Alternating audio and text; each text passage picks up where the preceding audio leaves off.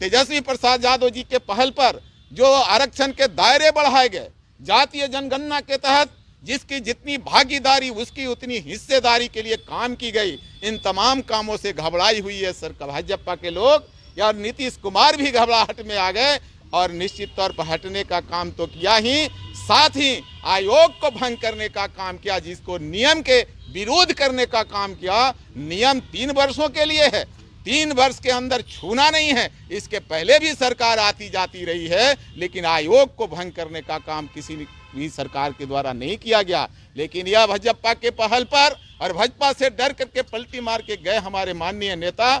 नीतीश कुमार जी, पता नहीं इनको क्या लगा, सबसे पहले अनुसूचित जाति आयोग को ही भंग किए, जनजाति के आयोग को ही भंग किए। हम निकलेंगे गांव की तरफ, हम बतलाएंगे अपने लोगों के कि तुम्हारा कौन है और गैर कौन है, कौन तुम्हारा दुश्मन है, कौन तुम्हारा अपना है, किसके साथ तुम्हें रहना चाहिए, किसका तुम्हें विरोध करना चाहिए, तुम्हारी आरक्षण कैसे बचेगा, तुम्हारा अधिकार कैसे बचेगा, इसकी लड़ाई तुम्हें लड़ना है। और निकलेंगे गांव की ओर और हम अपने लोगों से बात करके निश्चित तौर पर आयोग के माध्यम से जो हमने काम किया और उस आयोग को मजबूत करने का प्रयास, जब हमने कहा कानून और नियम बनाने का प्रयास किया, तो उस आयोग को भंग करने का काम किया गया है। निश्चित तौर पर इस बातों को लेकर के गांव-गांव हम जाने का प्रयास करेंगे, अपने लोगों को बताने का काम निश्चित तौर पर एक्शन लेंगे। हमारी कोशिश है, न्यायपालिका के माध्यम से भी हम कोशिश करेंगे और चुनौती देंगे कि जो सरकार की है वह नियम के खिलाफ की है और जो गरीबों के खिलाफ किया कदम उठाई है उसका हम पुरजोर विरोध करेंगे। न्यायपालिका के माध्यम से करें या फिर जन आंदोलन के माध्यम से करें, लेकिन लगातार हमारी विरोध होगी। आप बिहार के अनुसूचित जाति आयोग के अध्यक्ष बनाए गए थे, सरकार ने जैसे ही पलटी मारी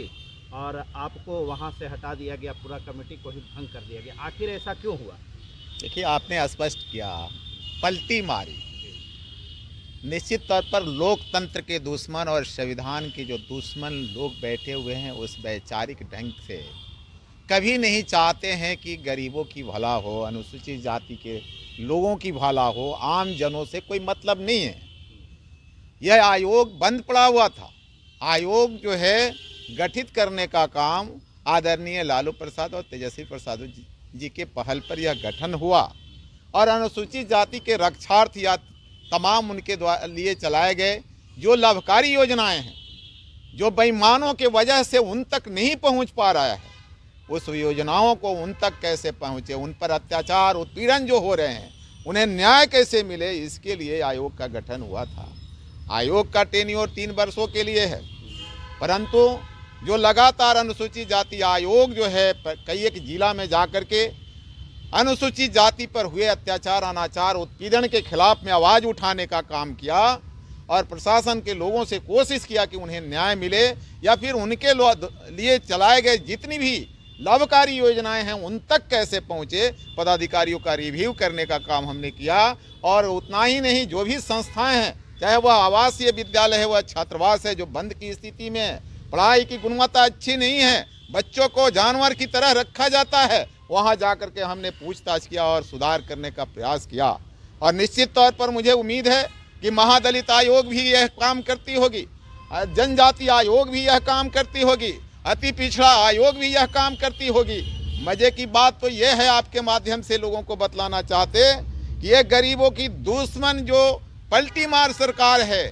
और आरक्षण और संविधान के विरोधी जो ये भाजपा वाले लोग हैं, दूसरा पहले आयोग नजर नहीं आया। सबसे पहले कोई आयोग नजर आया तो महादलित, अनुसूचित जाति और जनजाति अति पिछड़ा आयोग को इन लोगों के द्वारा भंग किया गया है। निश्चित तौर पर हम यह करना चाहते अपने लोग को कि ये समझना पड़ेगा तुम्हें कि तुम्हारा कौन है और किसके साथ तुम्हें रहना चाहिए। लोकतंत्र की महापर्व जब होता है तो कई एक लुभावने बात लेकर के यह आपके बीच जाते हैं और ये बतलाते हैं कि 5 किलो अनाज हमने फ्री देने का काम किया। ये अनाज उनके नहीं, उनके घर की नहीं, यह तुम्हारी हिस्सा है और तुम्हारे लिए हिस्सा जो फिक्स होता है देश के अंदर, उससे यह 5 किलो या फिर 35 किलो अनाज की बात करते हैं। इसलिए निश्चित तौर पर हम कहना चाहते हैं अनुसूचित जाति के साथियों को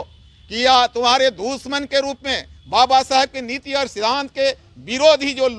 सरकार है, जो भाजपा के लोग हैं या फिर पलटी मार जो सरकार है, निश्चित तौर पर आने वाले दिन में सबक सिखलाने की जरूरत है। हम धन्यवाद देना चाहते आप सबों के माध्यम से आदरणीय लालू प्रसाद यादव जी को, जिन्होंने गरीबों को 90 के दशक में बोलने का हिम्मत पैदा किया और बराबर खड़ा होने की हिम्मत पैदा की, हक और अधिकार दिलाने का काम किया। और उसी कड़ी में तेजस्वी प्रसाद यादव जी के पहल पर जो आरक्षण के दायरे बढ़ाए गए, जातीय जनगणना के तहत जिसकी जितनी भागीदारी उसकी उतनी हिस्सेदारी के लिए काम की गई, इन तमाम कामों से घबराई हुई है सरकार भाजपा के लोग। या नीतीश कुमार भी घबराहट में आ गए और निश्चित तौर पर हटने का काम तो किया ही, साथ ही आयोग को भंग करने का काम किया, जिसको नियम के विरोध करने का काम किया। नियम 3 वर्षों के लिए है, 3 वर्ष के अंदर छूना नहीं है। इसके पहले भी सरकार आती जाती रही है, लेकिन आयोग को भंग करने का काम किसी भी सरकार के द्वारा नहीं किया गया।